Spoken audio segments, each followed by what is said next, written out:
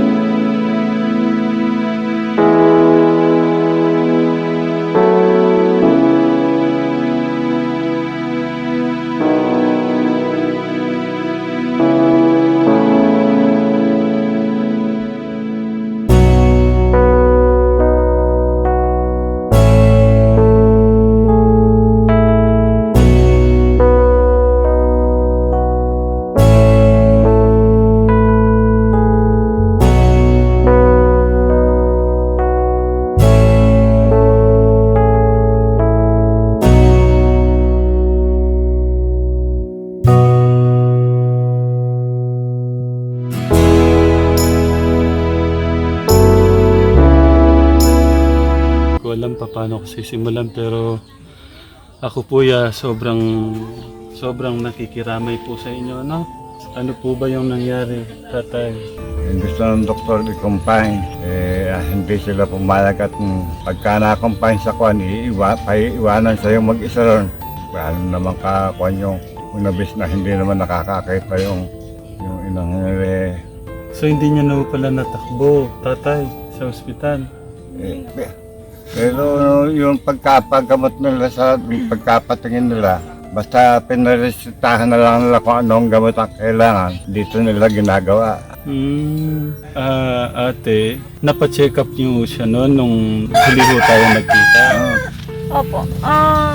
Magkita na po siguro tayo nung nakaisang buwan na po nung pagkaka-check up niya po nun. Tapos nung nga lang po, Friday ng umaga, papakainin ko po. Ayaw na po talaga. Ano po, tinanong ko naman po kung gusto niya uminom ng gatas. Oo daw po. Tapos sinubuan ko po ng tinapay. Ayaw naman na po nilalabas na lang po niya. Hanggang alas 11 po, yun po, bumigay na po siya. Pag nilakad namin siya, inabutan siya sa ospital. Dadiretso na po siya na ilibing lang. Hindi na po namin siya maiuwi dito. Ano ba yun, yung parang i-cremate na lang siya? Opo. Ganun nga Eh, yun po kasi kaya ang ayaw nila protocol sa pumayag ospital. na mapasok ng kwan eh. Ganun lang ginagawa ng mga doktor eh. Protocol po kasi sa ospital. Pagka doon ka inabutan, ililibing ka agad. Hindi ka na po papayagang iluwi sa bahay.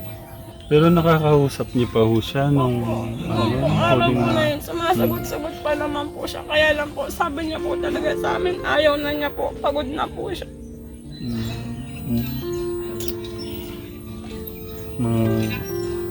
Halimbawa yung nalagot ngayon ng kahapon. Salita malakas, kinakausap. Yung isang anak kong babaeng matagal ng patay. Sabi, tumatanghali nung Biyernes eh. Sinalot nila yung malamig na hanggang dito. Nagmainit ng tubig. Pimnasa nila ng pimnasa. Ano na po talaga kami makuhang BP sa kanya. Bago po siya malagutan ng hininga, tinataligod po kasi sa aming magkakapatid para po siguro ayaw na makita namin na lalagot na yung hininga niya. Pilit ko lang po talaga inihaharap kami. Sabi ko po sa kanya, huwag na kaming talikuran. Basta po nung sabi namin kung gusto na niya talagang magpahinga na siya, kaya na namin, ayun po. Bigla na pong tumirik yung mata niya, wala na po. Hindi pa ako makapasalita. Okay lang yan, tay. Huwag niyo Okay lang, papilitin. tay.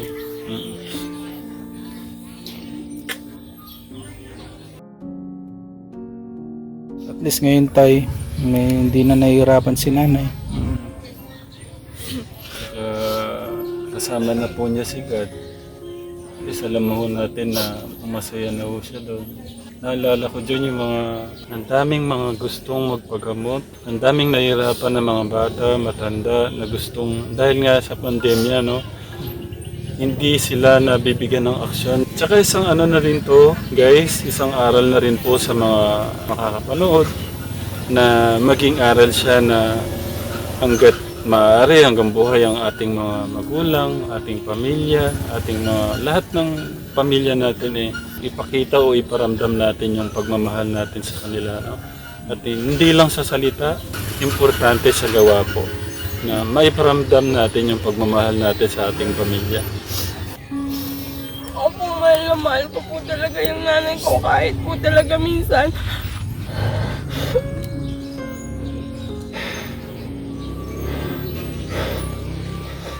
Hindi po kami nagkakaintindihan. Mahal na mahal ko po talaga sila. Kaya nga po hanggat nandyan po yung nanay namin, inilagaan po talaga namin siya hanggang sa kaya namin. Kaya lang po talaga, yung nanay na po namin nung bumitaw, ayaw na po talaga niya. Gusto nga po namin siyang ipagamot talaga ka. Nung po Friday, ayaw na po niya talaga. Kaya po, kahit po masakit sa amin, talaga po pinakawalan na po namin. Kasi po kaysa nahihirapan po siya, hindi po namin alam kung ano yung masakit sa kanya, kung ano yung nararamdaman niya. Kasi po ayaw po niya talagang nagsasabi po sa amin. Tatay ko po sinabi naman po namin sa nanay namin na hindi namin siya pababayaan. Mahal namin siya kasi yun din po yung iniintindi ng nanay namin. Kaya nandito lang po kami, din namin siya pababayaan. Mahal namin siyang magkakapatid. Laban lang tayo. Alam ko, tatay, napakasakit niyan. Sobrang sakit niyan, alam ko.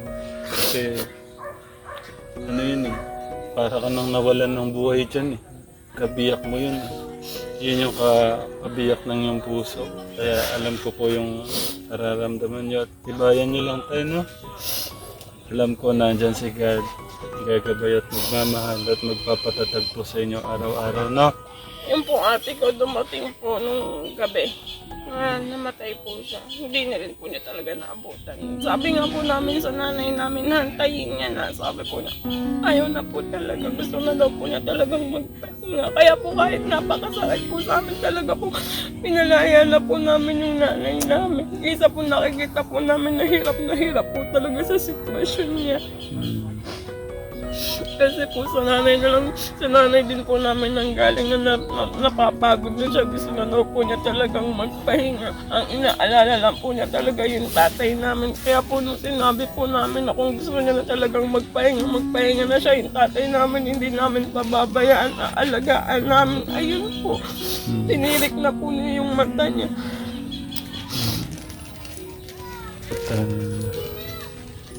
May kadahilanan po lahat ang nangyayari sa atin, tatay, no? Kumbaga, balang araw po, malalaman po natin kung ano po yung mga kadahilanan kung bakit ito nangyayari sa atin po ang mga bagay-bagay, no, tatay? Huwag po tayo masyadong panghinaan ng loob. Nandyan po yung mga anak nyo. Pag-aalaga at magmamahal po sa inyo, no? At guys, akin pong inuulit na ang ating pagmamahal sa ating pamilya ay wag ho nating pababayaan, kundi paggalabin pa ho natin at ipakita ho natin na talagang hindi lang sa salita na pampalakas.